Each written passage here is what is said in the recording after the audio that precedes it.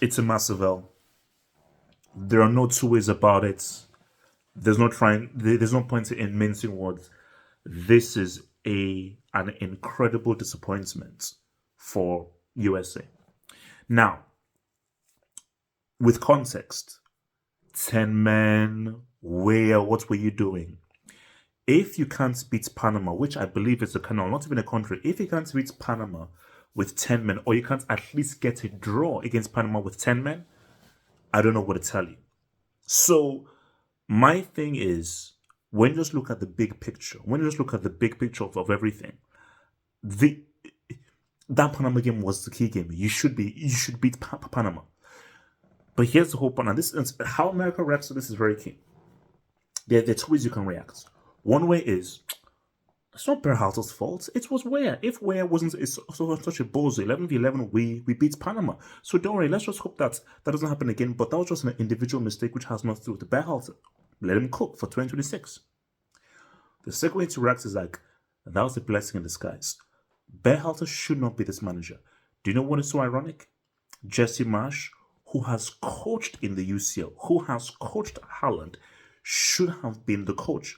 And what is so crazy, I actually saw an interview where Jesse Marsh wanted the managerial job for America, but somehow due to some weird politics, he just wasn't given the job because he worked as an assistant, I think, for the 2010 World Cup.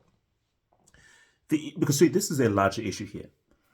And the larger issue is, if America really did what Canada are doing, which is that you take football seriously, you look at the Italian Americans, you look at the African Americans, you look at the English Americans, you look at all of the Mexican Americans, the guys from South America, all these guys who are American citizens who know how to play the game, and you actually invest properly in football, you actually appreciate football, then even if you're a man down, 10 men beats Panama.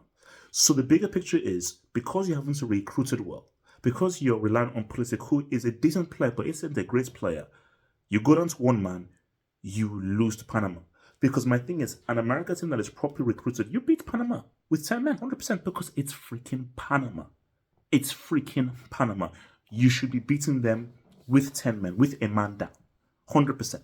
So the reaction is Berhalter should be sacked. This is a blessing in disguise, because America, what you don't want is a situation where this is already embarrassing. This is already bad, because this should have been a preparation for the World Cup. What you don't want is that you now get grouped out of the World Cup, because you have a situation where Uruguay were always going to win the group. Panama went through, and here's the thing: that should have been offside. Let's say it's offside. Do America still get the goal? Because if it ends up as a draw, Panama still go through, because Panama beats Bolivia 3-1. So that offside crazy call would have only made sense if, let's say, Panama drew against Bolivia, but they beat them. But I'm sorry, because I look at that American team, knowing America, having family in America, having people who've lived in America, I know that can't be the best team you have in America. It can't be, because you're not taking it seriously. Because if you took it seriously, all those poor people, all those guys, people from Africa, people from South America, the Italians, the Germans, and so forth, who are dual citizens or American citizens, you build really an ultimate team, fully using all of the people and the immigrants who have now come to America. And then you have a much better team than that, because that really isn't the best American football team. Based on the people and the time that I know exist in America, that is not the best team. But because you don't take it seriously. But how people react to this is going to be very key, because again, I just feel there's an arrogance. And the arrogance because Berhalter has no business being the manager of the football team, specifically at your World Cup.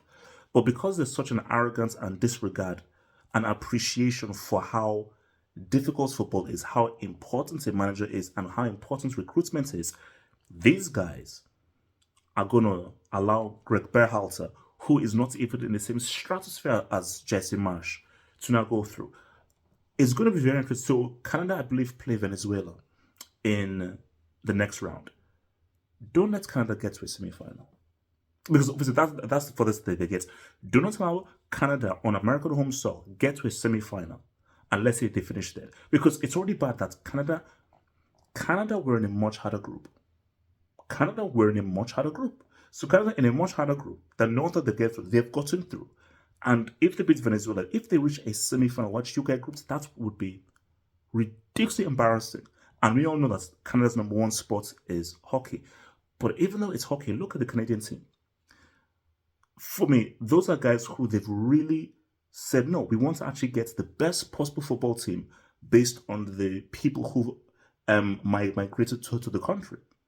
So what is crazy is Canada, where hockey is the number one sport, they are taking football more seriously than America. I'm sorry. When you look at America, you don't take it seriously. You don't.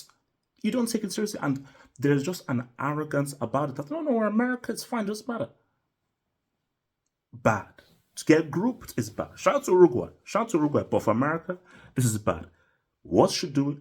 You sack Berhalter, but you replace him with who? Because he shot gorgeous much. But Berhalter has been sacked. But watch this space. Berhalter is going to lead these guys to the World Cup in 2026, which would be ridiculous, bro. Like that vid, hit subscribe, check out those other vids. US soccer is down bad, bro.